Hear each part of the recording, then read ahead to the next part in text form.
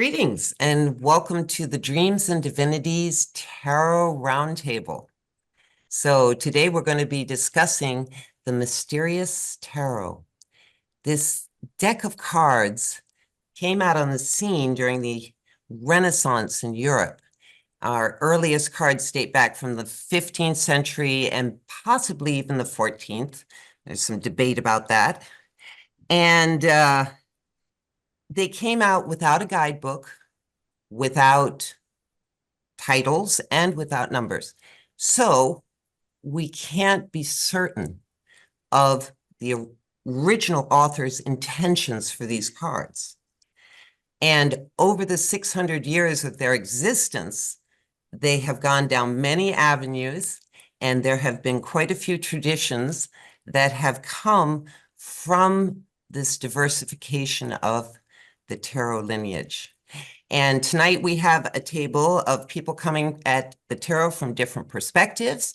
And my basic feeling for divination is if you have a system that works for you, you believe in it, and it works, well, then it's a working system.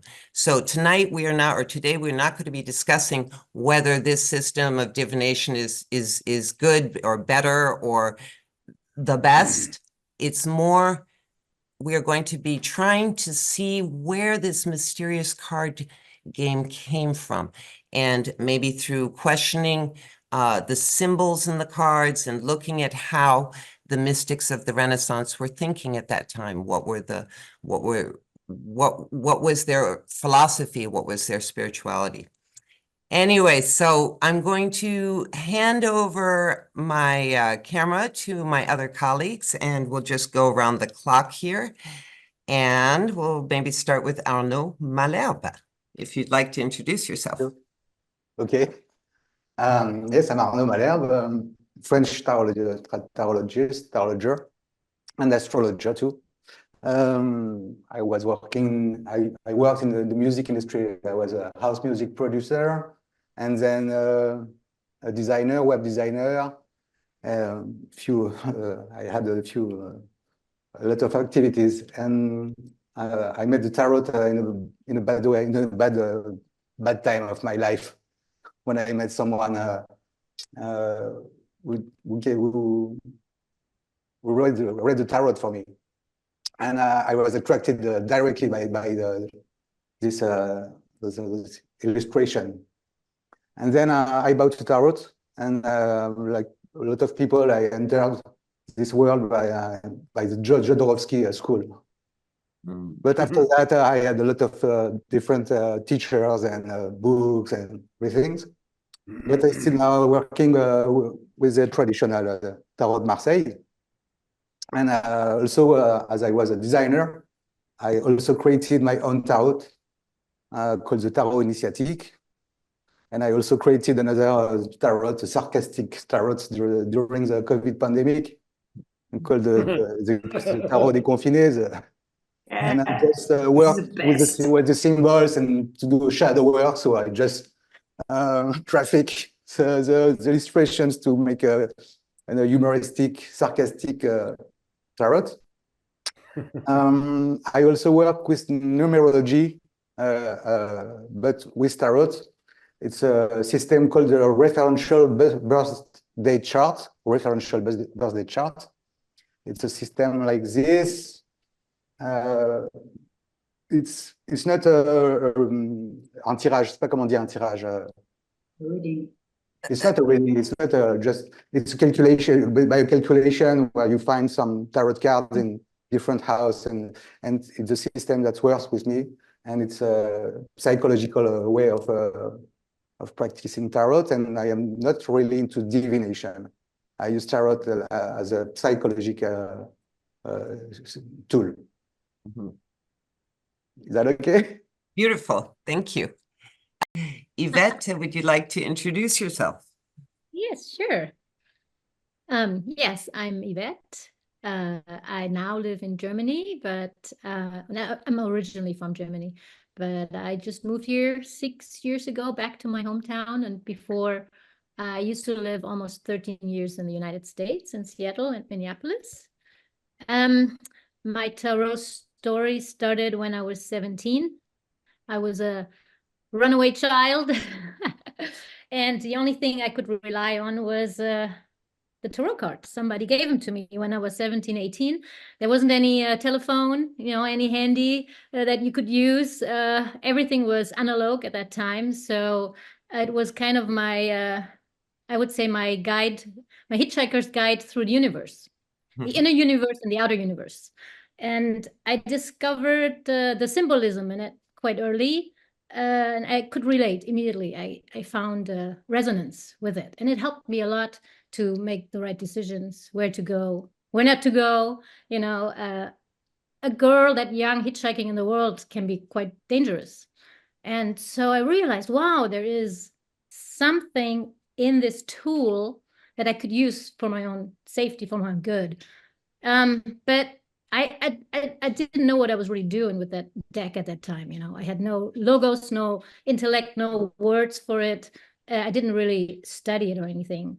So then I got into the art world, and let's say 10 years later, maybe, I got back to tarot in a different way at looking at it. You matured, you made a lot of experience, you changed, and you realize, well, there's a whole mystic system in it. And I got into shamanism and into many other systems, let's say. And I could make relationships with all of those together. And I kind of wove my own little tapestry, maybe my own carpet of different systems that I see now come together in the tarot. And it's just in the last 5-6 years that I really got back into it. And I started teaching tarot. I made my own tarot. I was working with an astrologer on a tarot deck 10 years ago, and then COVID came. We published it at a very, very, very bad day and a very, very bad time. So, well, there we go. It's published, but we never finished the book. That's a bummer, but hopefully one day we'll get to never it. too late. It's never too late. It's never too late. That's true. Yeah. The book is not important. It's all about the symbols. It's coming to the right people who want to have it, and I'm learning from the resonance of it. It's a never-ending growth, tarot, I believe. And it's for me, it's not just a divinatory tool as I've been using it when I was 17. It has been grown into like a conscious map. Like, as I said, it's been a hitchhiker's guide, but I think it is so much more. And I'm sure we will discover that in our discussion. Yeah. Beautiful. Delphine. Well, hello, my name is Delphine. I'm a French professional painter since 15 years. I am formerly from Paris, and now I'm living in Brittany. I entered the world of tarot at the age of 30, which is 14 years ago. And in a rough time of my life, as many in the tarot. I was living in San Francisco back then, and yeah, someone gave me a reading and also an astrology reading, and yeah, I loved the tool, and I started to go into that kind of private club, in San Francisco to learn, and I went without any deck. I went just the way I was, and I remember the teacher gave me my first tarot deck. And actually, she lent it to me. She said, you come back in 2 weeks with it. So I came back 2 weeks later and I said, yeah, I think that's my way to go now. And she said, well, that's yours. Like, really? Like, yeah. She just, gave it to me the old-fashioned way. So that's the way I entered into the tarot. And now, so I haven't made my tarot as a painter, which is odd. But so everybody's like, when do you do your tarot or your oracle? Like, You'll probably do a full tarot. Jesus, I don't want to spend 10 more years of my life just doing just that, as an oil painter. Like, no. So I don't have that approach of I've been digging that much the history behind tarot, and as when you literally do when you build your own and you create your own. And I also use the tarot now in a different way. As Yvette was mentioning, this is kind of a conscious map, so it did evolve in all those years. And now I'm in my sixth professional year in tarot as a tarot reader. And the way I started is not at all the way I do now, since I work mainly for corporate events. Sorry, I don't do read the tarot as I used to do at all. It would not deserve, like it will not fill his purpose the way I do it now compared to before. We'll get into that later, maybe. So yeah, that's me. Thank you. Merci. Chloe, bonjour. Bonjour. Hello. My name is Chloé, and I'm the founder of the Salon de l'Oracle et du Tarot in France, which take place in March every year here in Brittany. I'm also the author of the Oracle de Brocéliande. This is an oracle, but there is the 22 inside, because I started tarot when I was, I think, maybe 11, because, or thanks to my father. My father was an engineer, but drew tarot cards at home. It was like something secret and very sacred thing. I have also an esoteric library bookstore here in Brocéliande, and I love tarot since I was a child, but it's also a way of life, I think. There is different levels of reading. There is different planes in tarot, and I think we always discover something new with it. So it's like a never-ending story for me, but more like not for divination, but more for development and spiritual development. That's it. Beautiful. Thank you, Chloe. Gavin, such patience. It's you. I'm last, so you're not last, but welcome. That is what is your baby's name? Ramesses. That's right. I forgot. No. How could I forget the name Ramesses? Such a beautiful cat. Hello, I'm Gavin. I'm in Melbourne, Australia, and I came onto the tarot when I was 19. I was studying medicine in Perth, in Western Australia, and I started cutting up bodies in university and taking hallucinogenic drugs at the same time.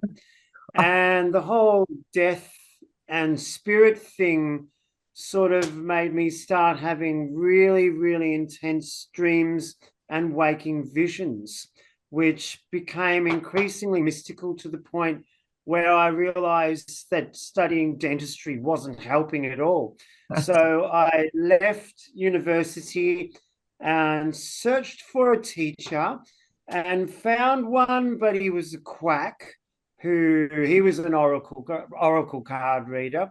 And then I met a woman from Kent in England who was a trance medium, who started training me in techniques. But she realized that I wasn't a psychic and that I was more of a mystic, which she didn't quite understand. And so my journey went onwards. And I ended up using the tarot to learn and study in its pattern of archetypes. And from the beginning, when I was learning tarot, I was learning Kabbalah with it.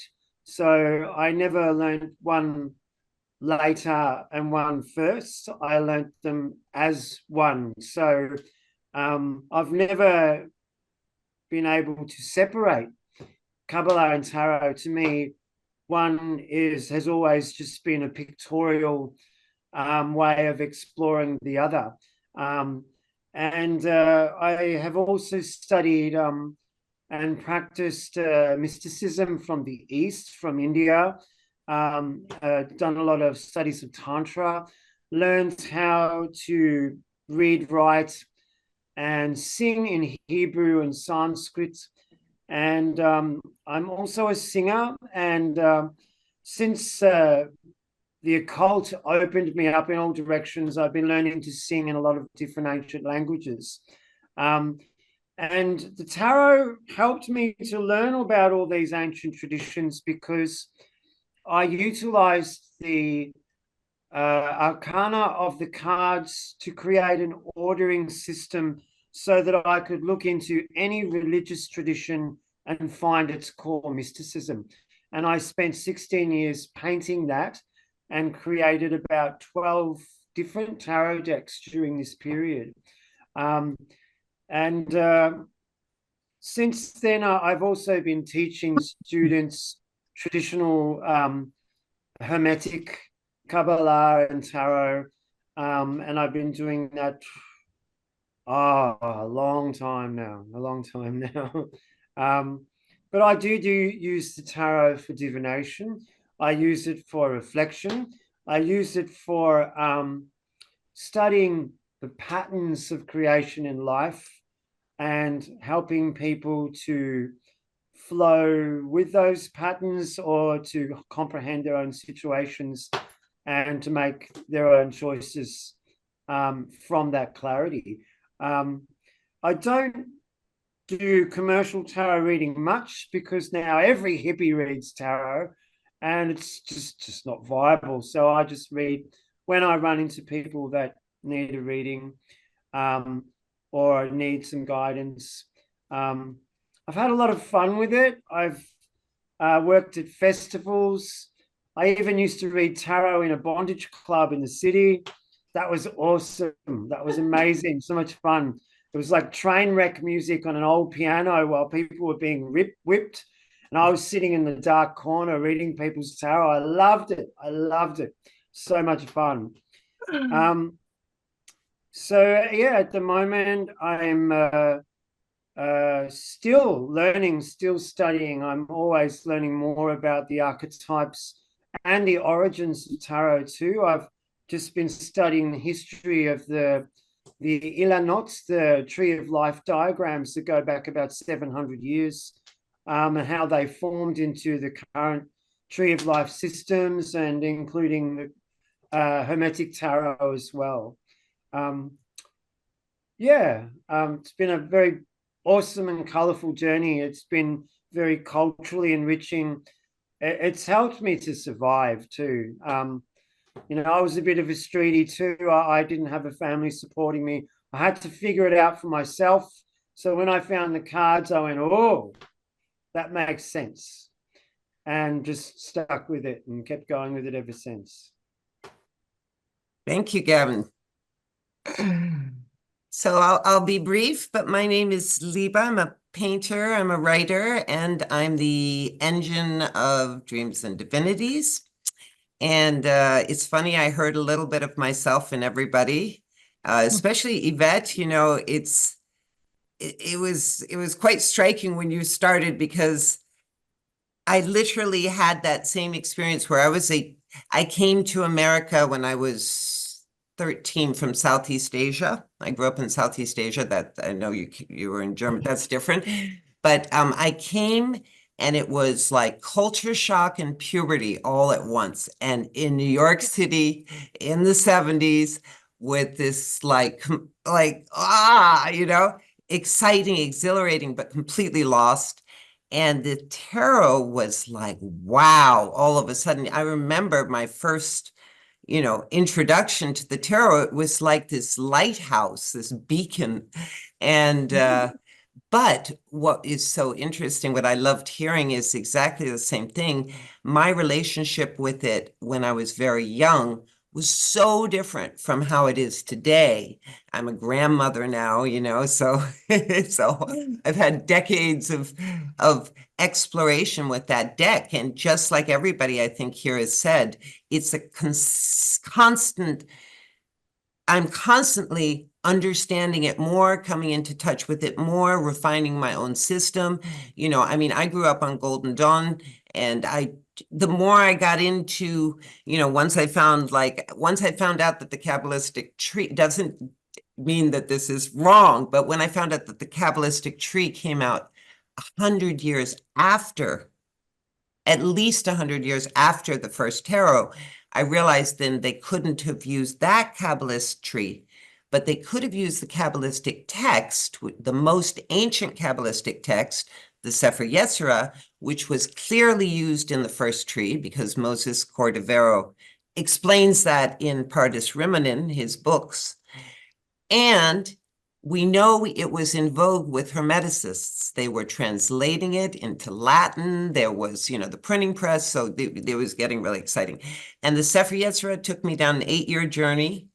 I researched, thought, dreamt about it for 8 years, and it was from the tarot journey that I went down the rabbit hole of the Sefer Yetzirah. I have been writing about the Sefer Yetzirah. My first book in a trilogy on it is its impact on the tree and the tarot.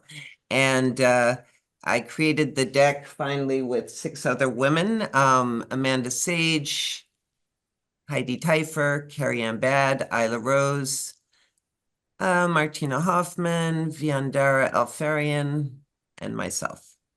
And so, and I met Chloe through the Salon of Tarot, which was wonderful. I know Delphine through the whole artist world because we both have, it's been like over 10 years. It's been a while. Yeah.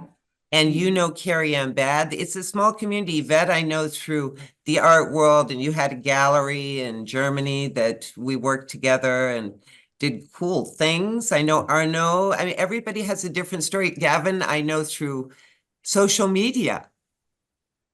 It's wonderful how you can meet. And Arnaud, your uncle and aunt are 2 of my very closest friends in Paris. And they told me they were like, look, my nephew does tarot, and they have a print of one of your tarots, and it's beautiful. It's a really beautiful print. And I was like, oh, I want to meet him. Thank you. And it's funny because my uncle, he do geomancy. He's a geomancy. I know. Yes. And it was funny to find again Delphine because I used to work with Delphine. Yeah, we know events each in other. Paris and everywhere, and we used to work together on parties, like Gavin said, around a lot of music and having fun and big parties. So it's fun. Yeah, it can take on many Small aspects, world. from bondage clubs to techno clubs to Jesus, yeah. very serious things. Yeah, but basically, last thing I just want to throw in the bucket of about the way I look at tarot is that I find that the word divination is so ambiguous. I don't know if it was really the best word to use to describe things. I think that I feel like I can say if I drop this glass, it's going to break. But so there is a movement that happens in the universe, and you can sort of see the way things are going. When I do a spread, I never say this is what is happening. I say this is the direction. This is the direction your question is leading you. And then if you want, you can catch that glass before it breaks on the floor because you know it's about to fall and you know it will break if you let it fall. So it's not divination, but I've had so much magic come through tarot. It's been such a big part of my life. And that's one of the reasons I wanted to make my own tarot deck, write about it, research it. It's just, I think all of us have a big love affair. It seems like we've all been doing this since forever and ever. Amen. So anyway, so let's start on the questions. So question 1, what differentiates the tarot from oracle cards? So if we're going to call them tarot cards, should there be something that makes them tarot cards as opposed to an oracle card? So who would like to go for this? What is the difference between a tarot and an oracle card? Who would like to start with this?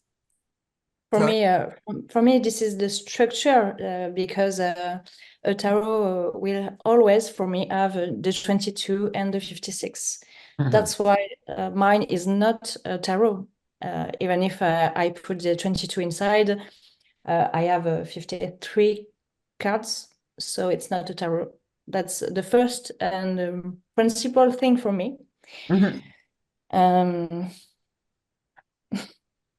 I think that's extremely important, and I totally agree with you, by the way. It has to be the structure, because that's one of the things we can actually see in the tarot. Even if we don't have the definitions of each card, we can see the structure. It's there in the card. So the number, how many there are, which is minor, which is major, which is court cards, etc.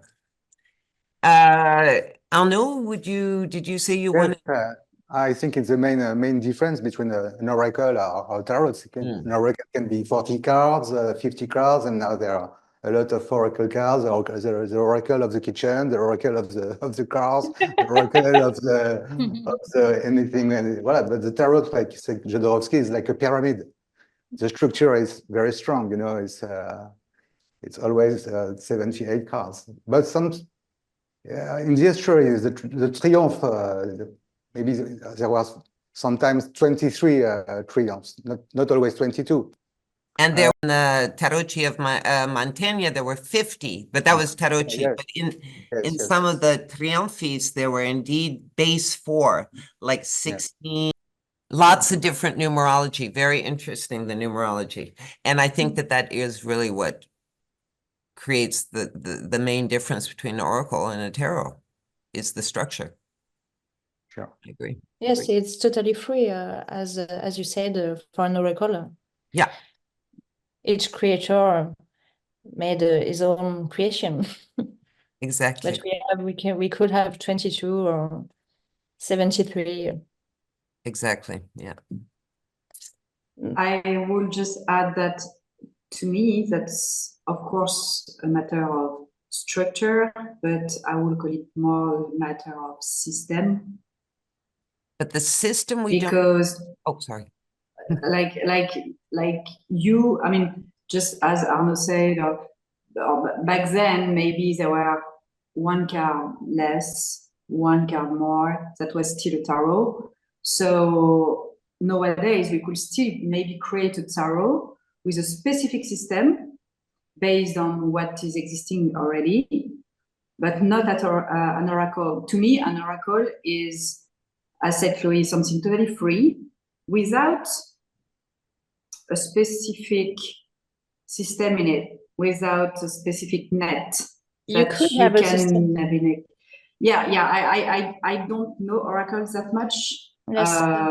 But I think like Lenormand has a system. It's not Lenormand is not an oracle, it's cartomancy, and it's not exactly the same thing. But in an oracle, you can have a structure. It's not the same like in the tarot, but it's a sort of structure. Oh, okay. And we have to be careful too, because the system that you're referring to, I think the problem is because we don't have that guidebook. We don't even have titles on the first cards.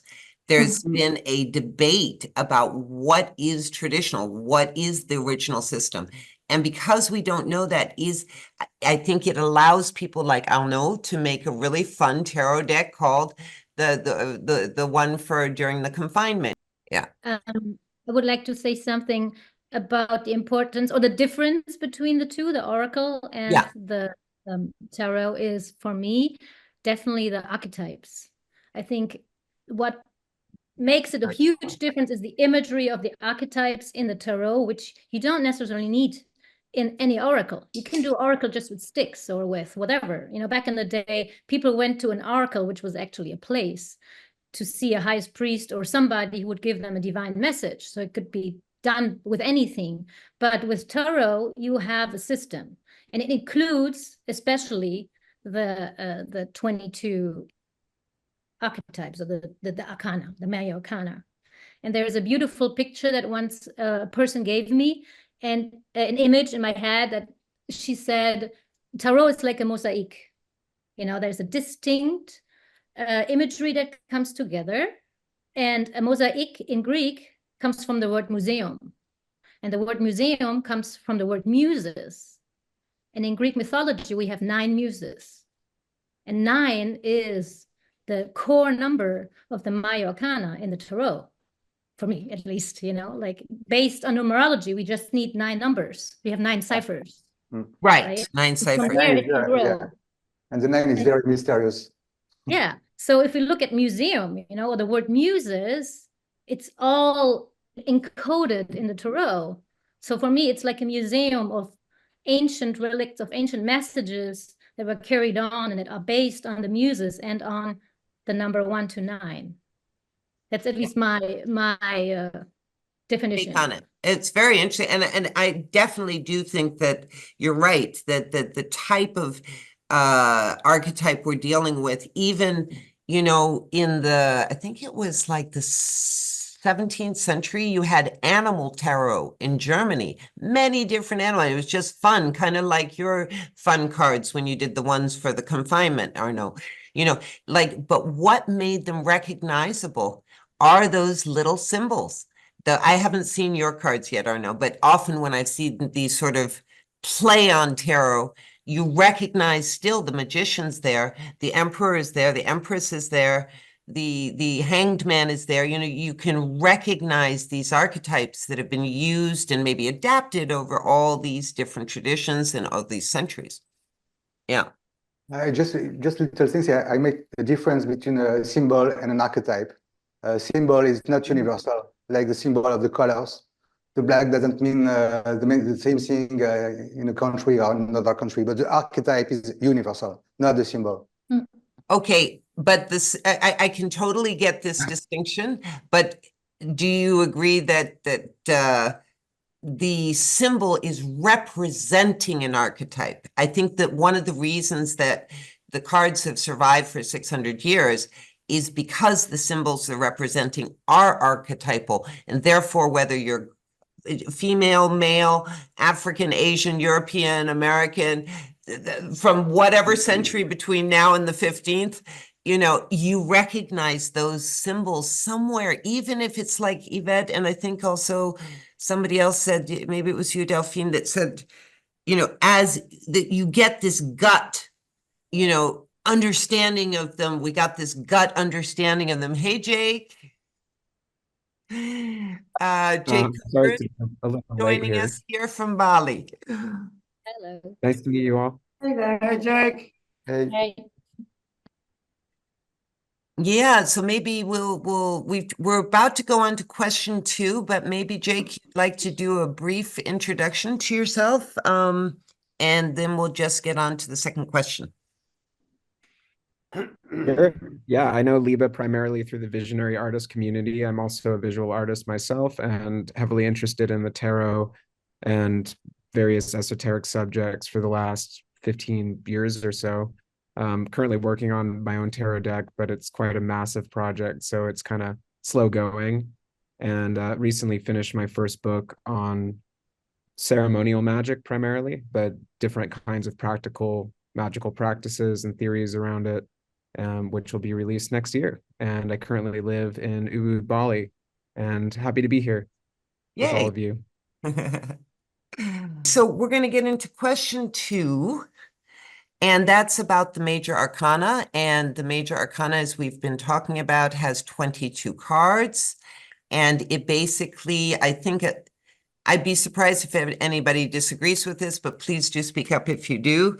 But basically, the major arcana represents the journey of the soul, as opposed to the minor arcana, which is dealing with how that journey is reflected in our everyday life, in our work, our relationships, our actions, etc. So what we're going to be talking about here is who the major arcana are, where did these archetypes come from? And there's quite a few hypotheses. Of course, one of the most common ones is that they represent the 22 Hebrew letters. Now, whether we see those Hebrew letters through the Kabbalist tree, which is a more modern tradition of tarot, because the tarot was created before the tree was created. So today, I think that I'd like to find out what the original authors probably thought when they were coming up with these 22 cards. And I do personally believe that they were associated with the 22 letters, but seen through the Sefer Yetzirah, which is the little ancient text that was used in the Kabbalist tree and later. But, you know, I'm opening this up. So I want to see if anybody has roots of the major arcana, if they want to talk about the roots of the major arcana. I've got an idea. So do you know the Temple of Luxor in Egypt? Yes, I've heard of it. Yes. So the Temple of Luxor in Egypt took over 200 years to build, and it had a design that was passed on from pharaoh to pharaoh, and each of those pharaohs in those hundreds of years added sanctuaries to the temple until it encompassed basically the 22 arcana in shrines that also aligned with the body parts and the signs of the zodiac. So it set up the major channels which they used to keep harmony in their society on all levels. If something went wrong on one level of society, they understood which archetype it was associated with. They would do ceremonies in the shrine of that temple. So you've already got a premise for ceremonial magic, archetypes. You've got Hebrew influences coming from the East, and everyone had their spin and their take on it. The Greeks understood when they took over Egypt and pretty much just joined in with Egypt that the Egyptian gods were just different angles on the same archetypes that they had for their gods. And the Egyptians were quite obsessed with categorizing all these things and associating them with not, you know, just forces from the stars, but forces within our own body and psyche. And so, yeah, I think those 22 archetypes have just been stumbled upon by many cultures and refined over the years. I think some people have done with lesser numbers of archetypes. You know, you say, like you said, one tarot deck only had 16. There's also but it wasn't a tarot deck. It was a Triumphi. The Triumphi is mostly based on numbers of 4, base 4, like 4, 12, 16, things like that. Yeah. So I've seen evidence of cultures all over the world gathering together their archetypes in a similar way that the tarot has done so brilliantly. Even in indigenous communities here, they introduced the Kabbalah to Aboriginal people up in the north, and he looked at the tree of life and went, oh, yeah, we've got one of them. And the way they did it was they had different places on the land that related to the archetypes. And they would go to different places to sit on the land and experience the dreaming of that area. And it would influence their dreams, which would bring symbols and images and give them the information they needed to sort out whatever they needed to sort out within themselves. So, you know, they had their own cards, but they were like water holes and rocks and places in the bush. I love that. Well, it's very interesting what you said about the Luxor Temple and the 22 shrines.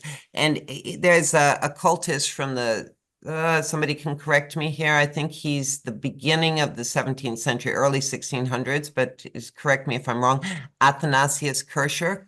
And he said, I can't quote him exactly word for word, but he said, I can never tell if the Egyptians are Hebrew-sizing or if the Hebrews are Egypticizing, because there was so many similarities. And of course, you have to realize that the Hebrew nation went from Mesopotamia all the way through Canaan into Egypt. That whole region of the Near East has similar stories expressed in different ways, in the same way that we have one tarot that came from one place, but that has now branched out into all these different expressions.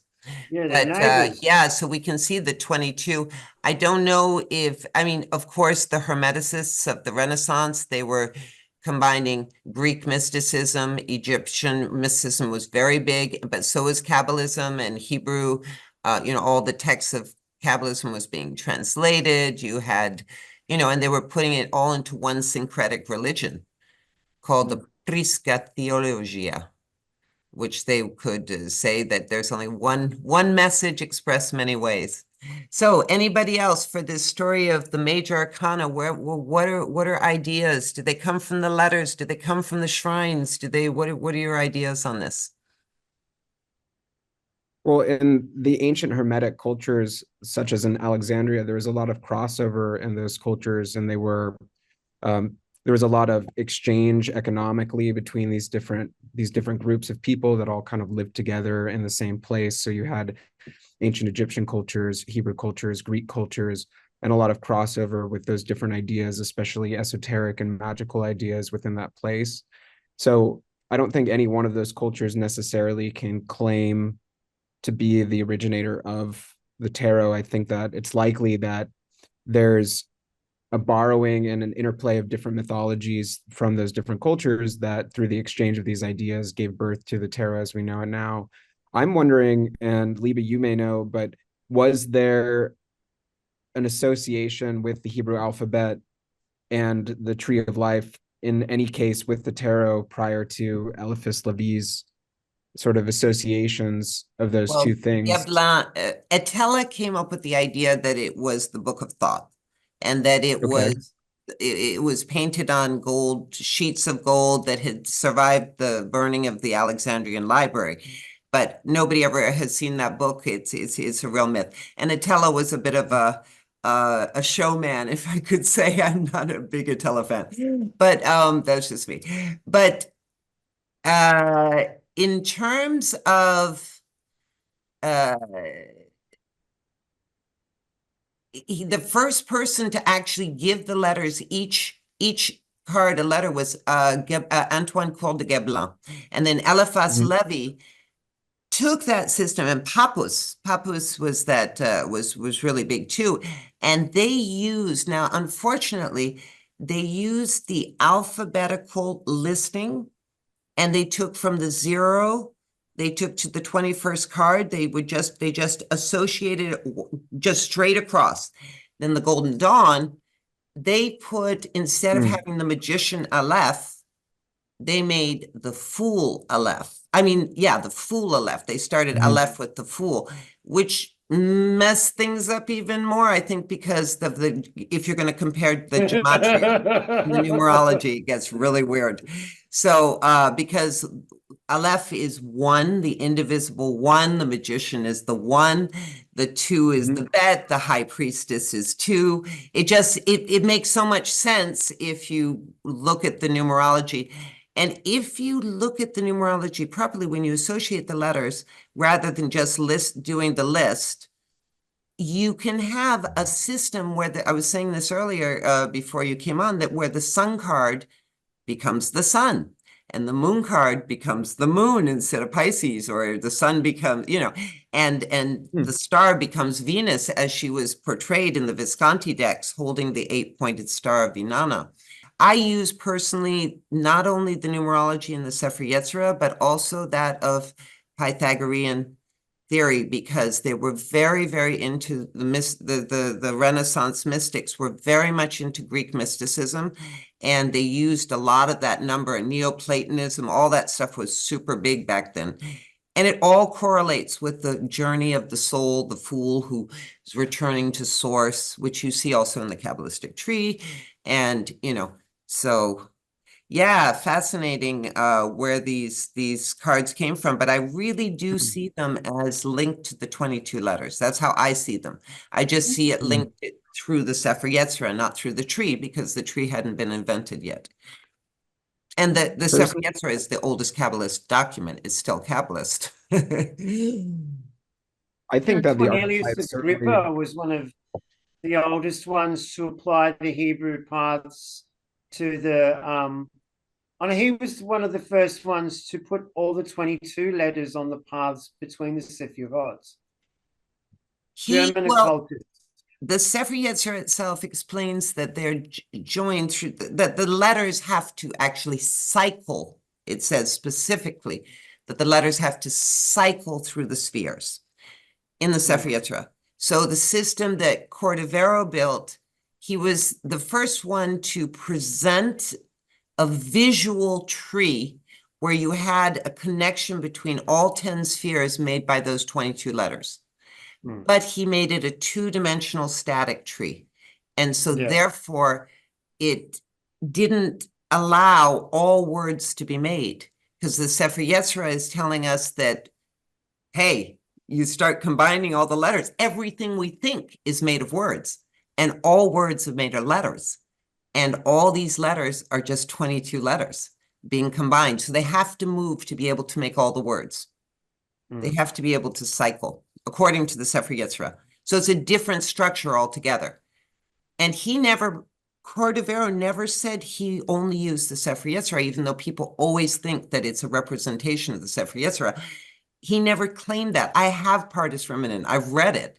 He's using the Midrash. He's using the Zohar. He's using the Bahir. He's using 10 of the most prominent schools of Kabbalism at the time to get a synchronized viewpoint of all these ancient texts and put it together in this tree. So he never made the claim that this was an expression of the Sefer Yetzirah, but it became known as that. You have people like the Gra, the Golden Dawn, the work of the Chariots that all tried to bring it back to a Sefer Yetzirah system, but they always use the structure of like, I don't know if anybody's seen the Golden Dawn attempts.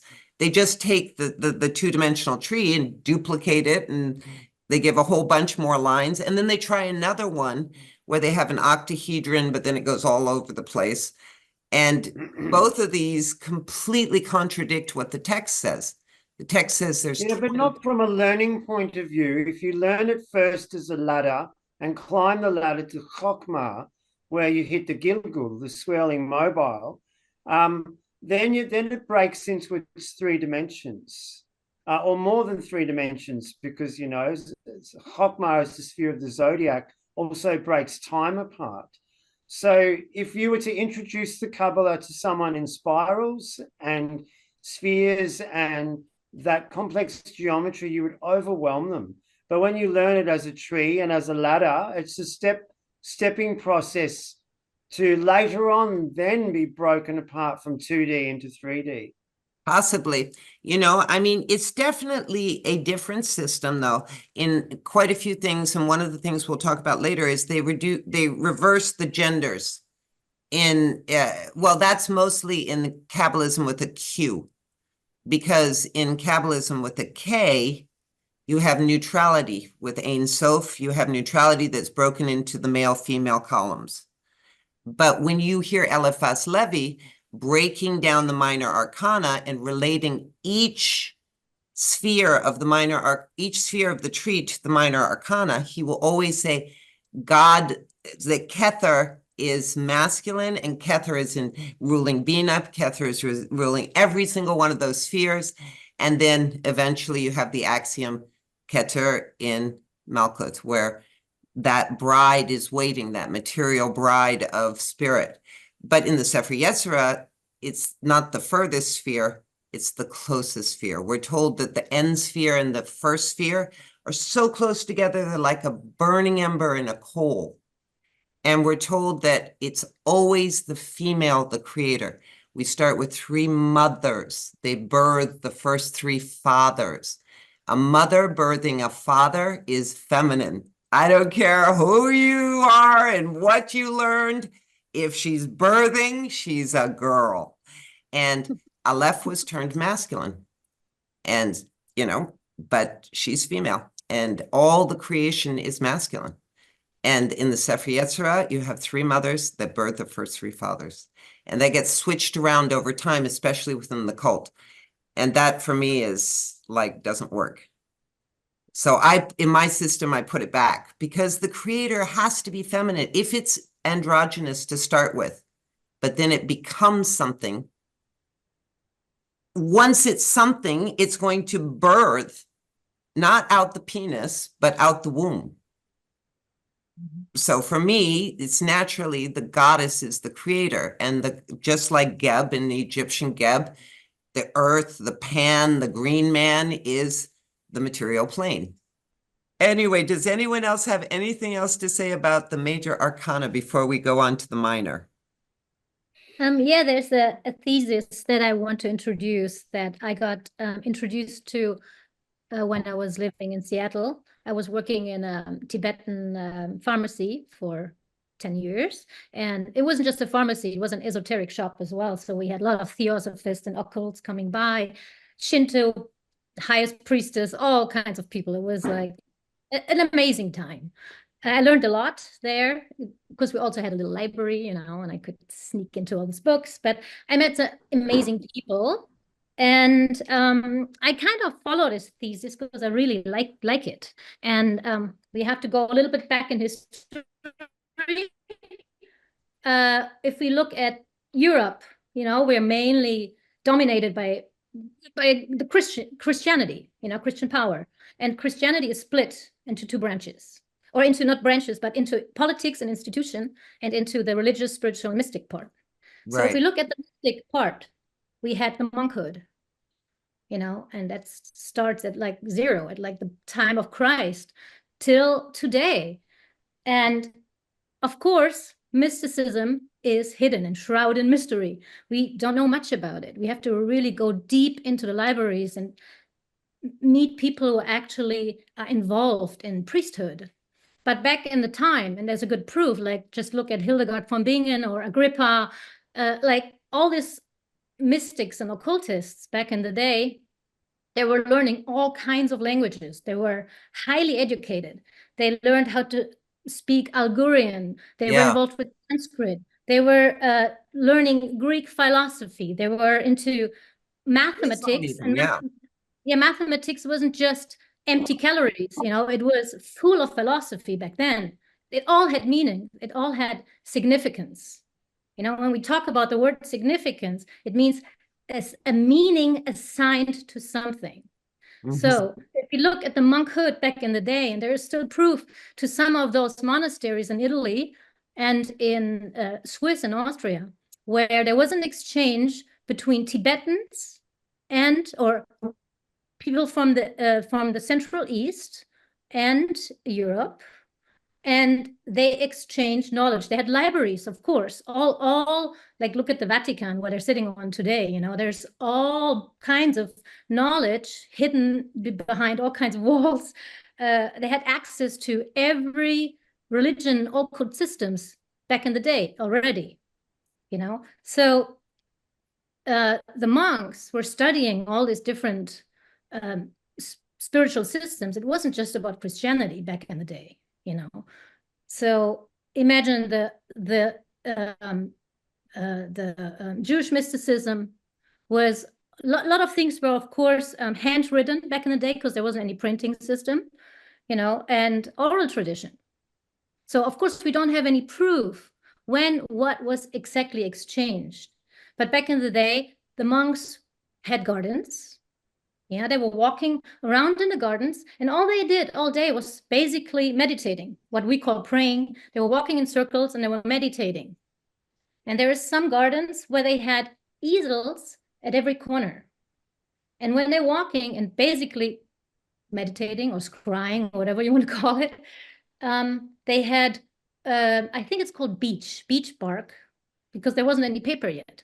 So there was beech bark set on every easel, and ink, pigments. They made their own pigments because they were involved into plant medicine. They were artists or artisans at that time.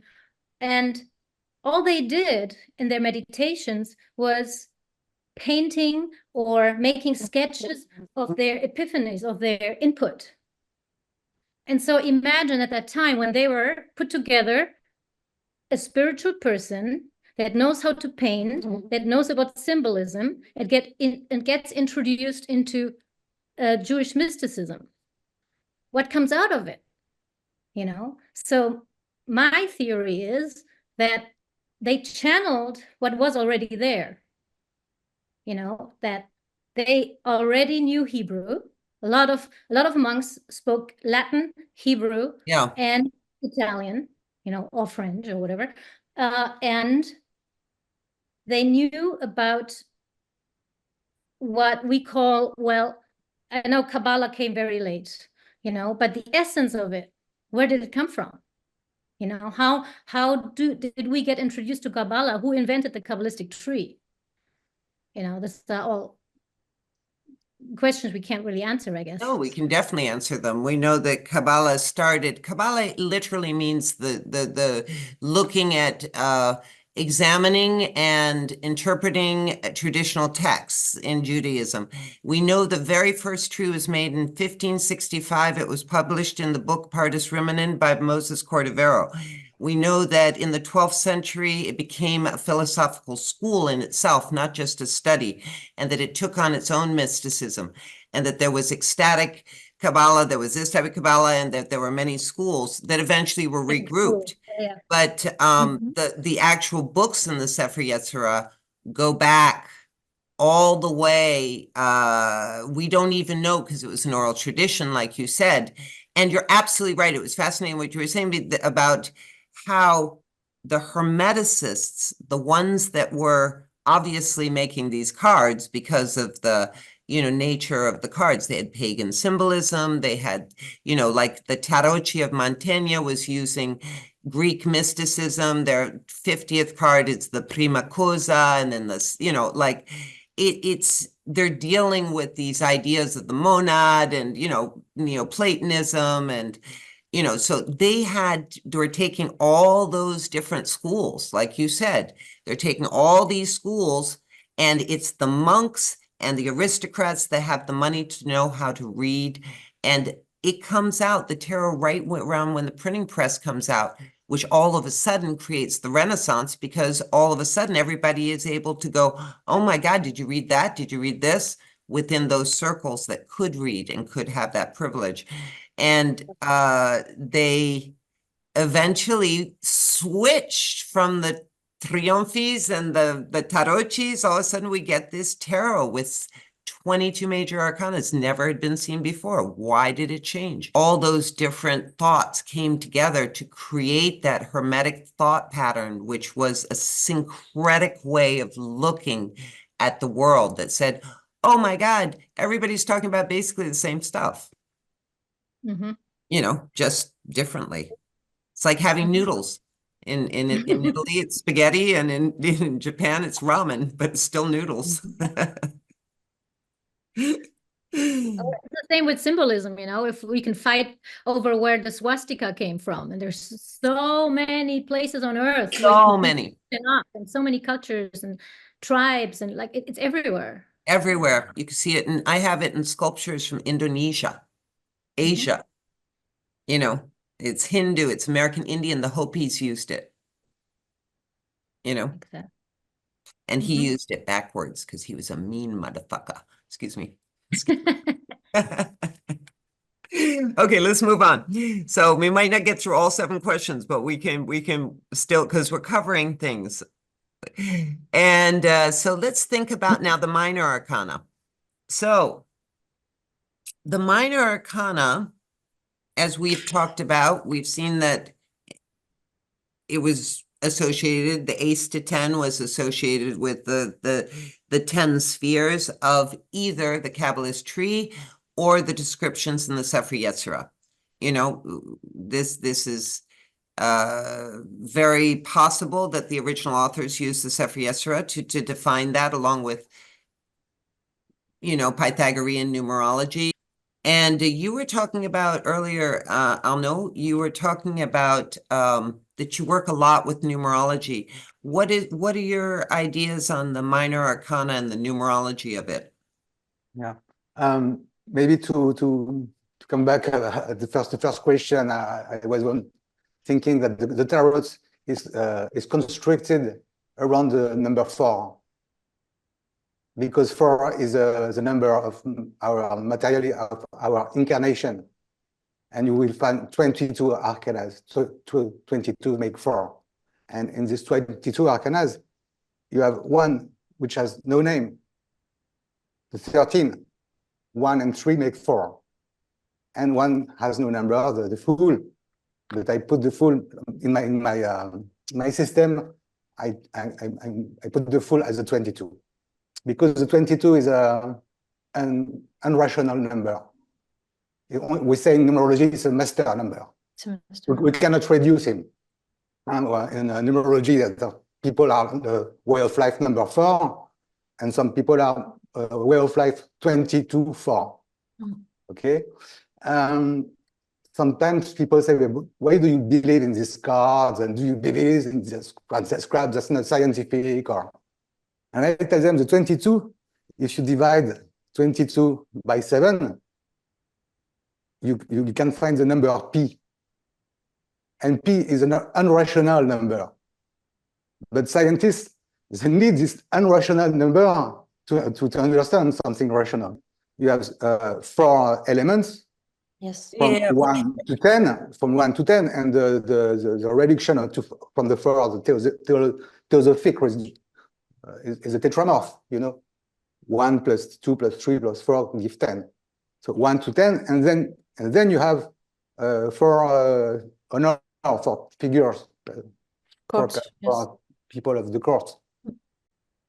As you said, there are many systems, and you can divide the 22s by different level, different way. From 1 to 9, then you have the Yod, the Wheel of Fortune, just here. to get the next level to 19, the Sun, and eventually the Judgment to a 20.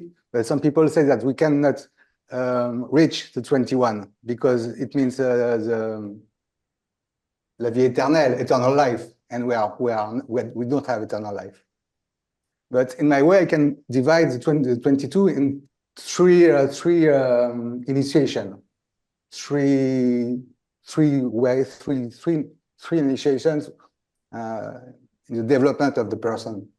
From the 1 to 7, 1 to the chariot, it's the beginning with our reference, our parents, education, and then you have the 8 letters, the heads, la barrière, justice, which hold a sword, and the sword is in the tarot is helpful to take conscience of things. And then 8 to 14, temperance. It's the evolution of the person in psychologic evolution of the person. And then we start again with the devil, 15, who also hold the sword. Another take of conscience. And then to meet the spiritual level, 221. But you have the Fool. And when you reach the world, the Fool say, no, you have to start again. Start again, because the tarot means retard. It's like it's in roue. No, I believe that we go back to the center and we start again. The end touches the beginning. It's a circle. Yeah, for sure. The never-ending story. Yes, it's Never-ending story. Yes, because the Fool is making the system is anarchy in the system. Well, I feel like the Fool is that the major arcana is like a hall of mirrors, and the Fool, being the protagonist of the story, is going to see his reflection of universal state through these cards. It's you and I on different levels of this experience that are archetypal, so we can all relate to them. That's why we can always pull a card that we can understand. We can understand the cards despite all the centuries, because they are archetypal, even if the symbols and archetypes are two different things. Like you said earlier, the symbols are representing archetypes of these states that we all have to pass through on this journey. That's, or at least how I see it. No, I want to have your opinion about that. in your opinion, because in French we say, is the egg came before the chick or the chick before the egg? We say the same thing in English. Okay, and major before or minor before? Well, I kind of think, and I don't know, but because we have references to, we have early references of when the minor arcana arrived.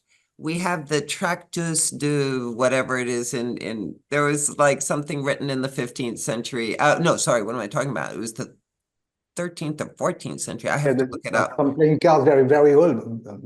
Yeah. The Malmuk tarot, the Malmuk. Exactly. And you can see that if you look at the Malmuk cards next to the first, especially the first peeps, the first minor arcanas, the style is obviously coming from those Arabic cards. And if you notice, some of the Malmuk cards have divinations and some don't. They're like things like your love will come to you and then break your heart, or you're this, be happy for the moment in this garden of beauty, or whatever. They'll have some sort of little thing that they say, an aphorism, something that they say. It seems like the minor arrived first, but then you just have to tell me that somebody found something. I wouldn't be surprised if the majors were already, all of the majors at the time, even in the Tarocchi and the Triumphis, they're representing the ideas of Hermeticism at the time. They have a lot of pagan goddesses and gods and all this kind of Greek thinking in it. So what do you think comes first, the minor or the major? Really, I don't know. Yeah. Like the Egyptologists, they are all. We don't know why the pyramids were constructed. We don't know. Yeah, there's something. It's like what happens after death? We just don't know. Map. So that minor arcana.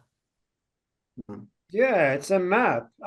One of the references to transcending different layers of the soul between the earth and God was to meditate for 40 days and 40 nights. 40 is the minor arcana. And basically, if you can sit in the 10 of Pentacles and peel away each level of those 40 layers until you transcend all of those 40 layers, you reach Ein Sof, you reach divinity. And to be able to meditate and concentrate and dissolve through each of those layers of consciousness was mapped, first of all, in text, in descriptions, in writing, and, often chaotically until the tree and the mathematics was applied to it to give it its distinct layers. And the archetypes for all those layers are, they're just part of life and culture. Something that I found recently is I found a book by Austin Coppock called The 36 Faces, which is about the different deckhands of astrology. And he goes really deeply into it. And I know Austin. Oh, cool. Yeah, he's an amazing astrologer. Yeah, he's from California.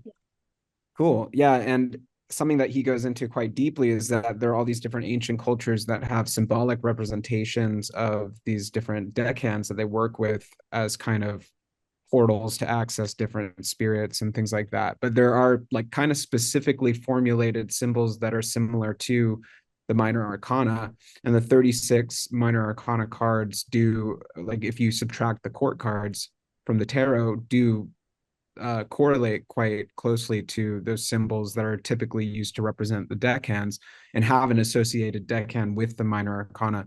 So I think that if you look at ancient cultures' interests in things like astrology and mapping our place in the cosmos amongst the stars, it is possible that these kinds of symbols existed prior to the conception of the modern tarot. So in that way, maybe the minor arcana did, in a certain sense, at least as a way of mapping out the deckhands, exist prior to the formulation of the major arcana. But I'm not sure. It's just a hypothesis. Nobody knows, but it's interesting. Yeah. I can add something about, maybe Annick de Souzenel.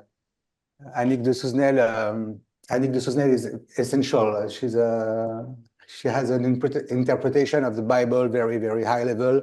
She's a Kabbalist. She knows everything. And she always talking about the Hebraic letters. But she always, when we say people think that major arcana are major because they are more important and minor less important. No, it doesn't mean that. The minors sometimes are more important.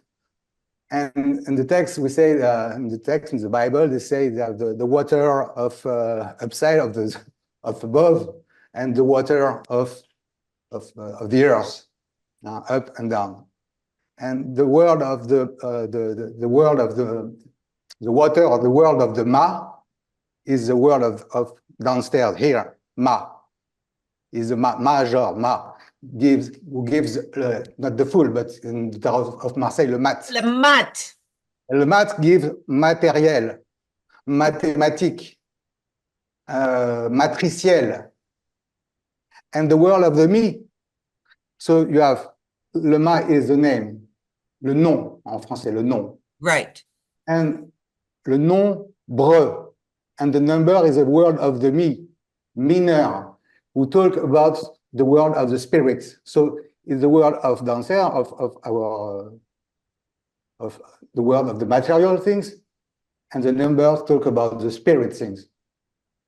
The world of the ma, the world of the me, major, minor, major, minor. So you're saying within the major, within the cards of the major arcana, you have a reflection of both because they are so tied together. And one is representing the material plane and one is representing the spiritual plane, but of the same principle. Is that correct? Yes, that's correct. But between you have the illustration. Well, So the name talk about the body, the number about the spirit. So the illustration talks about our soul, mind, body, and soul. As I see the Tarot of Marseille, my point of view. Right, of course. Yeah, no, it's There is another. Yeah, sure. Sorry, I said there is another possibility that there was two different games, very different, and it's like there was assemblage. I don't know in English, but say it again. Put between from creating the tarot as we know today. But I think it's a possibility too. And I'm so sorry, Chloe, I didn't quite understand. You think that it's possible that there were two games that came together? Yes. Yeah, that's interesting. Really different. And after they put together to create this tarot. I think that this is a strong possibility, actually, because it goes back to when Arnaud asked me which do I think came first, the minor or the major. And I said, well, we seem to have had already a minor arcana when the cards came in, like the Mamuk, I can't even pronounce it now, I can't remember the name, the Arabic cards, and that they already had a system working. It was already one game. It was already one game that wasn't used for gambling. It was for moral speculation. But then you had all these other card games, and some of them had no peeps. Look at the Tarocchi de Mantegna. It's 5 sets of 10. So it's a totally different thing. You could say they were 50, and many of our major arcana come from the Tarocchi de Mantegna. You have the High Priestess, you have a lot of them are in there.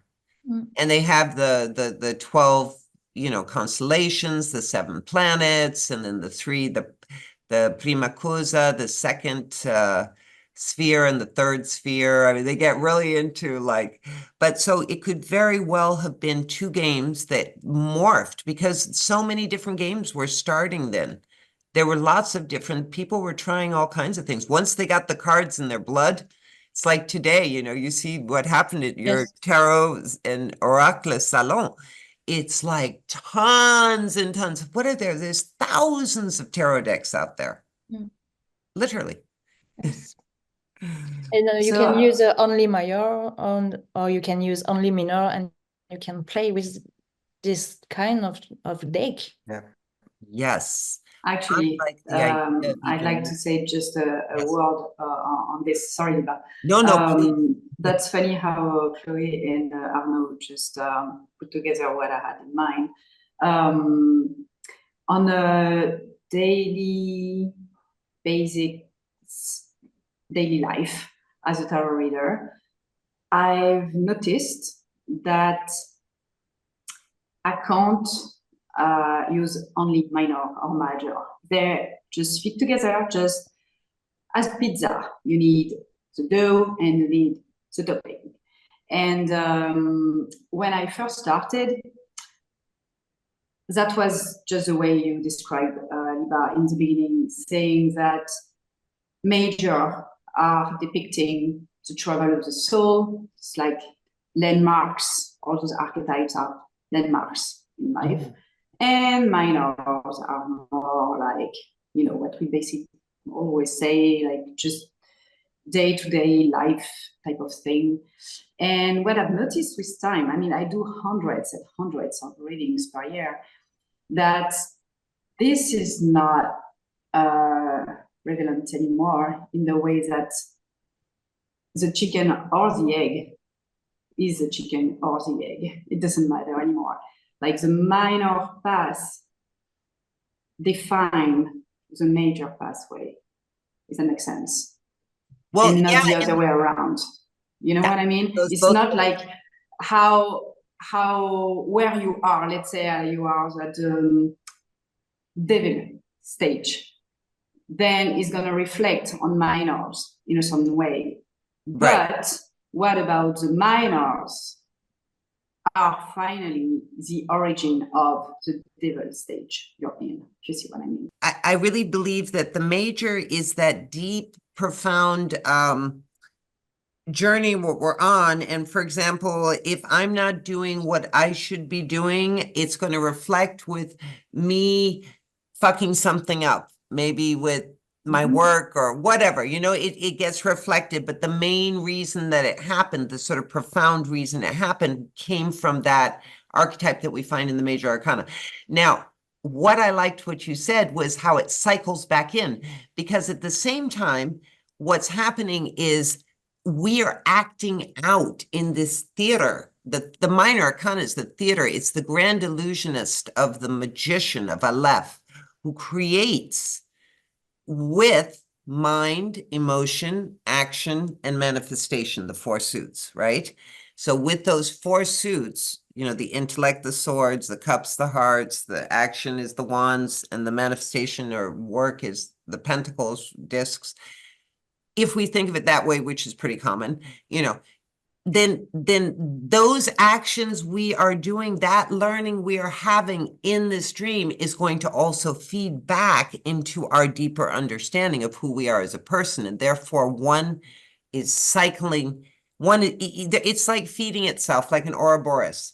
One is eating the tail, but the other one is eating and one is being eaten. So Oh, it's the Ouroboros. experience. yeah, The Ouroboros. exactly. Is that kind of what And you were saying? experience just makes the stage, you know. It's just that, I guess. Experience is not only like a question of past lives, karma, and everything. It's like rational experience of day to day that embodies then after the archetype and just the way we move on afterwards. Describe the minor arcana as objective and the major arcana as subjective. And so when we set ourselves to develop on any level signified by the minor arcana, with some will, hopefully, then, like you say, it feeds back in, and then we actually have to sit back and experience the motion that we've initiated objectively and experience it subjectively in the major arcana. And that just goes round and round and round.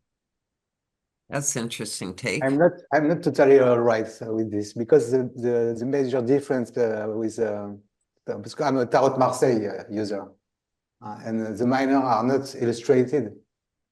Right. And the main difference is that when you meet the devil, when you meet the justice, it was the justice. But if you see in the Tarot of Marseille, Three of Swords, what do you see? Nothing. You get like it's subjective for me. So that's why the Tarot of Marseille, the minors of the Tarot of Marseille needs to use more intuition, because when you have the illustration directly, it blocks sometimes the intuition, because you are confronted, you just see the archetype. Symbol. Okay, Yeah. so the high priestess, the mother, the grandmother. Okay. So for me, I'm not. For me, the minor are more subjective. For me, in my system. Mhm. So, should we attack the court cards? Yeah, go on. Okay. I just wanted to say something yes. about the chicken and the egg. Yes. I love that question, and I think the answer that I once heard to it is the egg-laying chicken, like a mobile. What do you call it? Like a mobile perpetué, like a infinite mobile. Isn't that a word? The mobile Perpétuel. Yeah. And so when we think of what was first, either the chicken or the egg, it was both. And it's maybe a concept that we cannot fathom, but I think it was the egg-laying chicken all together. Oh, And it's that's so ancient interesting. concept. I love that idea, actually, Yvette, because, in the oldest mythology we have on the earth that is written, the oldest is the Sumerian cuneiform tablets. Our oldest cosmogonies start with a unit that comprises the layer and the laid. So you have Anu, which is the heavens, and Ki, which is earth, and they are one unit, and they're called Anki. Exactly. And then afterwards, of course, the female births the male. It's always the female births the male, because we don't come out of penis, we come out a womb. Not for long, love. Not for long. You're going to tell me about those Greek mythologies with, what was it, Zeus who births Athena from his Forehead. what? Athena came out of Zeus's forehead. Yeah, it's either his forehead or his thigh, depending on which translation. There's two of them, but definitely out of his head is one. But it's this idea that, no. I can birth two. I get to birth babies too. I get to be the creator. I don't. So court cards, because we don't have any written documentation until really the 18th century on the tarot, like systems that, when we first get them, and who does a really big job for the way that the court cards are seen today in most cases was Papus, who said that they were outside influences. And so for me, it makes sense that when I read the Ace to 10, it concerns the querent, the person we're asking the question for. Whereas when we get a court card, it's an outside influence on the querent. So he said that what I did not like about Papus was he made it extremely tight. He said, yes, all the swords, for example, is dark. Like he'd give them a physiology, like the color of their hair, the color, and he'd say, for me, it's a personality trait. So a prince could be a woman or a man. It's really a personality trait. And I'd like to, and it just one last thing I'd like you to know is that the court cards, when they first came out in our Visconti Sforza decks, you see that there were two female knights, two male knights, two female pages, and two male knights. Oh. So you had father, mother, and then twins. Of course, the female knight and the female page became the male knight and the male page. So you had in that court cards, you had 3 males and 1 woman being the queen. Yeah. And so eventually it didn't change until you get Aleister Crowley, who puts it back into king, queen, prince, princess. And he had a really, I like sometimes he says some pretty amazing things because he really talks about that necessity for balance. I do not agree with Crowley on a lot of stuff, but I agree with him on a lot of stuff. He's a real. Thank you, everyone. Anyway, Yeah, so yeah, so let me hear ideas about the court cards. So I have a question about real quick in the email with the questions you were. I think that was framed this way, like, should we switch the genders? That was, yeah, and that's funny because the way that I read the tarot, it's not about genders, it's about energies, masculine or feminine. Yes. So we are in 2024. Shall we really talk about genders? Right. I had so many critics. Sorry. No, I had a lot of critics because my deck was not gendered. Or the tarot is not gendered. I mean, there's Well, no. I agree 100% with Delphine that this is about energies, and that's why I said the princess or the prince or the queen. The queen could be a guy, the king could be a girl. It's the energy of the outside influence. So I agree with this.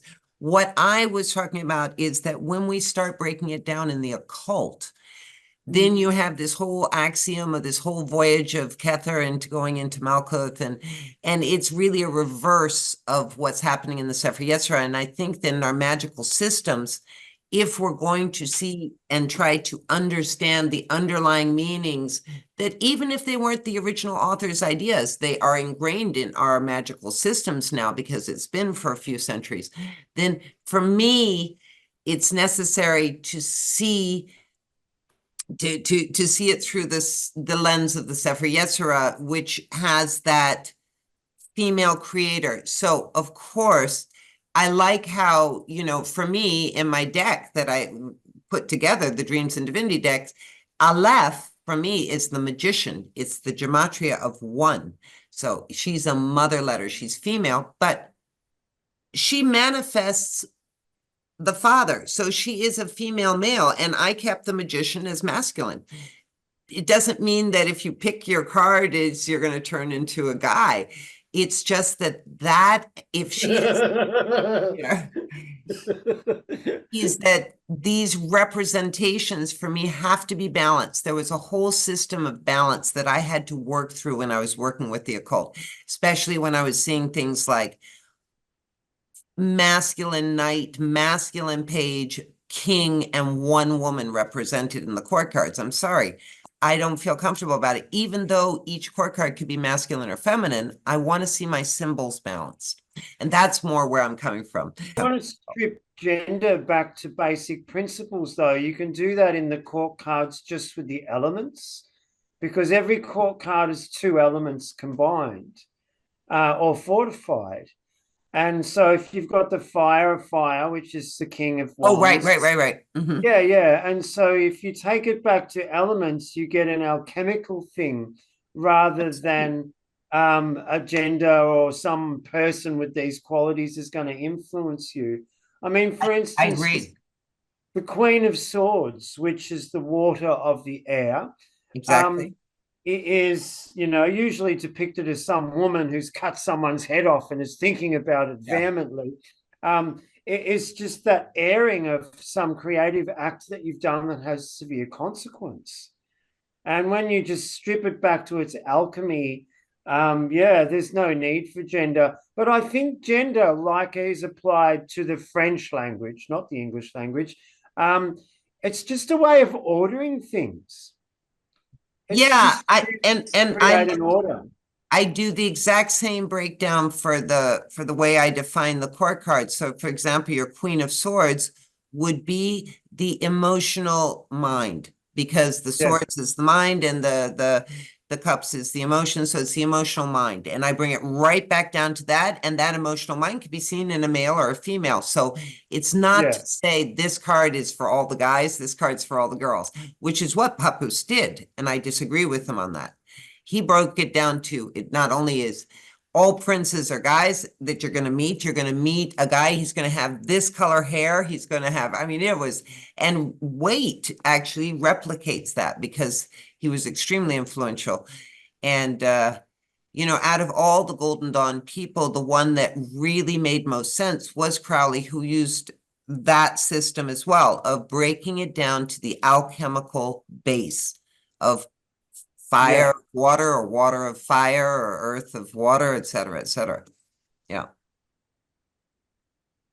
Yeah, something that I wanted to touch on, Liba, and I know that you know this quite well, is that there's kind of a difference between tarot as a divination tool and tarot as a kind of representation of a metaphysical structure. Absolutely. I think that when it comes to like the principle of polarity within the kind of energetic dynamics of these genders, which is kind of a metaphysical representation rather than like it playing out as male or female.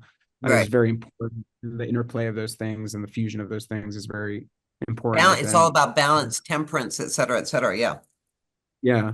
But yeah, I guess I train primarily through Crowley's system. So my conception of the core cards are more of those elemental ones.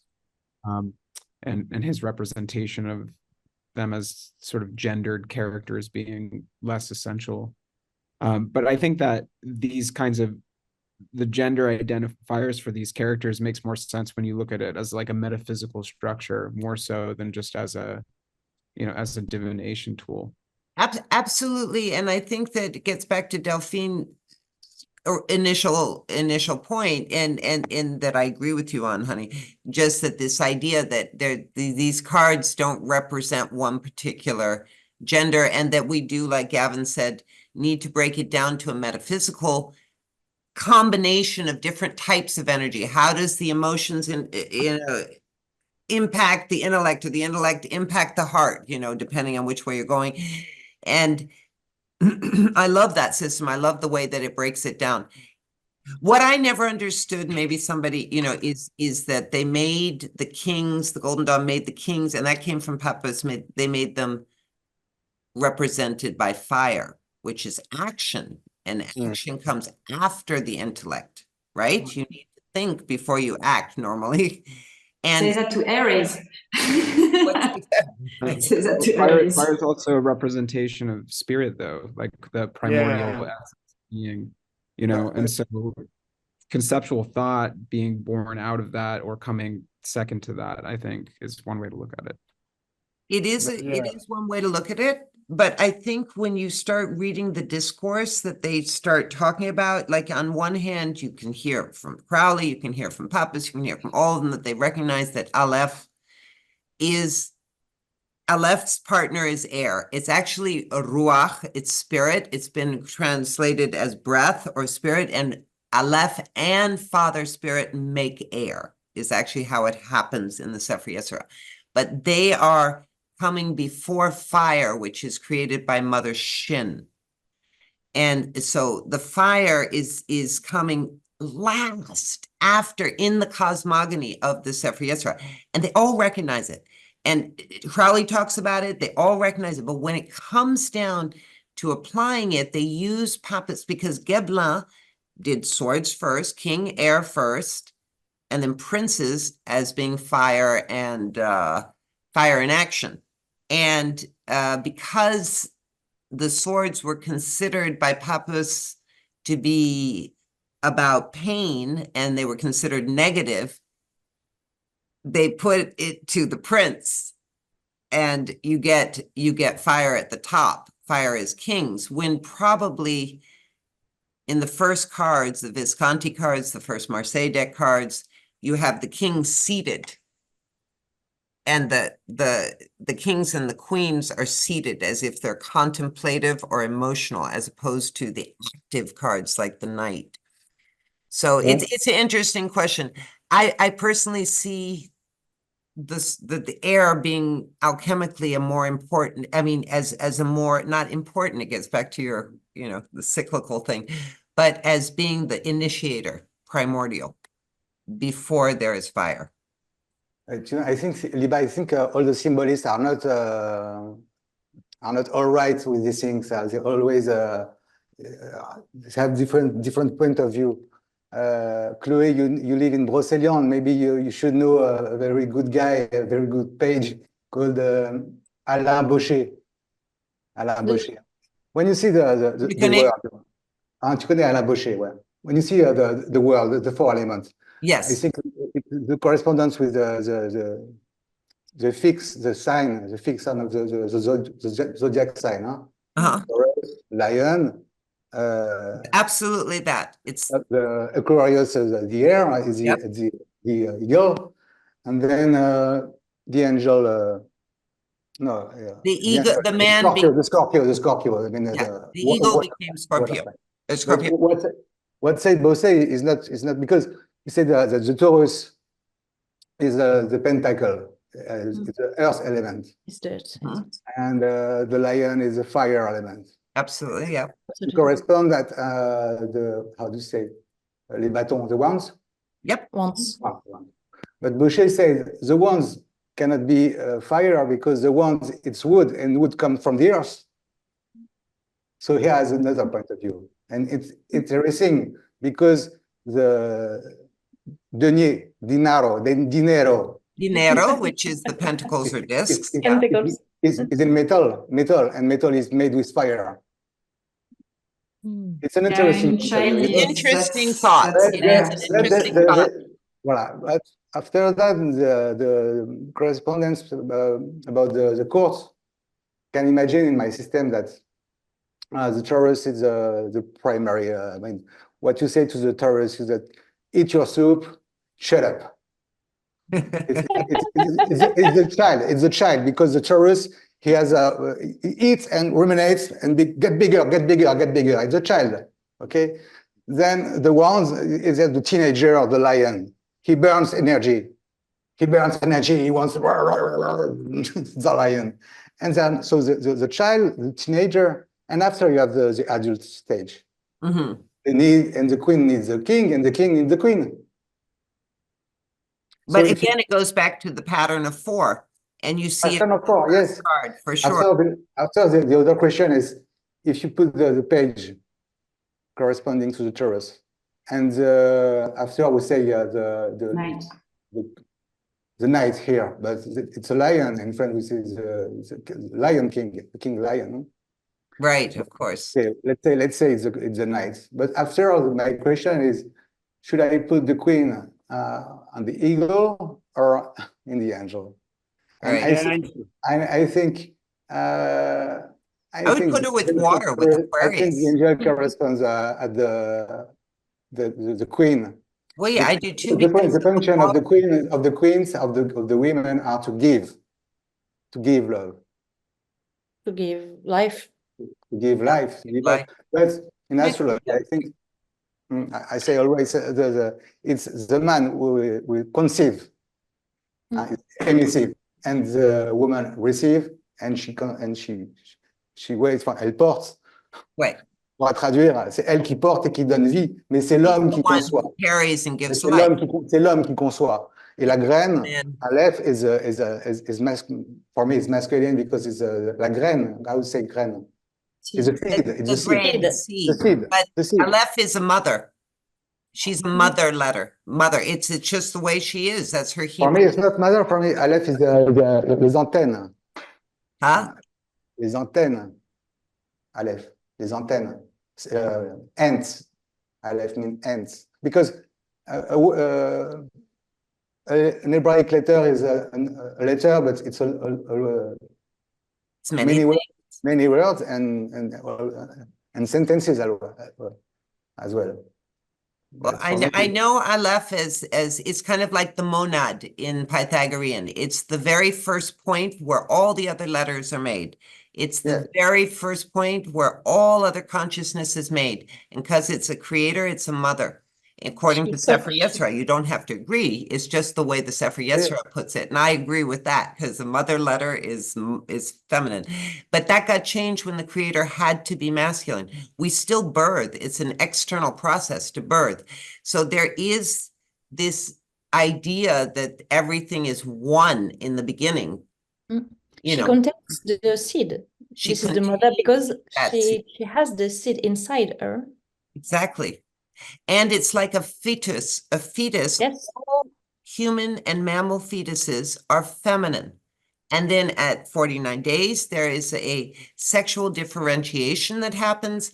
And if the chromosome says this is going to be masculine, the female grows the penis, everything goes inside out, and the balls drop down, and you 12 get, months of conception. and but all female, it's that one contains within her already the masculine, and then it has to be brought out. So this was switched with all the Near East, obviously, God the Father, here we go. This we saw, was switched. And so Aleph was made masculine. She was made a king, but she's a mother. So the original author must have thought her as female, because I doubt he would have called her a mother if he thought she was masculine. So And do you that's, associate the full with the feminine? what's that? Do you associate the full with the feminine? I associate it with all souls. It's the one. It's zero. It's all genders. True. Yeah. Yeah. Just like all the cards are all genders. All the cards are all genders. I got back to the question that Delphine was asking. I don't break it down into this card is masculine, this card is female, except when you get into the court cards. There you very specifically, and even then, only the symbolic, because ultimately each of those cards could represent, the prince could represent a female because it's energy. Yeah. It's a So bit like the way people stereotype Mars as male and Venus as female. But I know plenty of aggressive women, and I'm very. Are you plenty of kidding them- me? I'm just kidding. But yes, on the older tarot of Besançon, Right. the Pope was not the Pope, and the High Priestess was not the High Priestess. The High Priestess was Junon. Oh, Jupiter. Yes, Juno and Jupiter. Jupiter, and it was a horrible couple. I mean, always fighting. Jupiter era in mythology, and very passionate. But there's always this primary system that you need anima, animus, yin and yang. Absolutely agree with you, Arnaud. Don't get me wrong. I agree. It's just I think that it got flipped. Okay, guys. Thank you very much, Liba. Thank you, Much Liba. love to you Thank you, guys. Delphine. Bye-bye. Thank you. Bye-bye. Ciao, ciao. Bye. Wow. Bye. And everyone's tarot deck is painted with the personal bias of the artist. Absolutely. Yeah. 100%. And so some decks, one card will be very positive. Other decks, some cards will be very negative. Absolutely. Others will include both aspects of the positive and negative, and some will be painted totally neutral, depending on their personal experience with those archetypes. Absolutely. Absolutely. And that's why choosing your decks is so important. With thousands of decks, actually, there are thousands of decks out there, but there's not that many in my collection because I'm particular to which cards are being represented when I use them. Mm. And that's why in some traditions, everybody's recommended to make their own deck too. Yeah, that's a cool idea. I think any artist that's into it should do it. We're all artists Definitely. somewhere. Yeah. Yes, you Yeah. can feel the intention in every deck. You can feel the energy of the creator, and Absolutely. I think yes, it's good to have your own, and you make your own system. Yes. And I think that if it's sincere and you really believe in it, it'll work. Or that's been my Yes. experience. Yeah. Well, on that note, I should probably sign off or it'll be too long and nobody will watch till the end of the video. But it's been so wonderful talking to everyone. Thank you so much. Thank you. Bye. Thank you. Thank you, everyone. Thank you. Nice to meet everybody.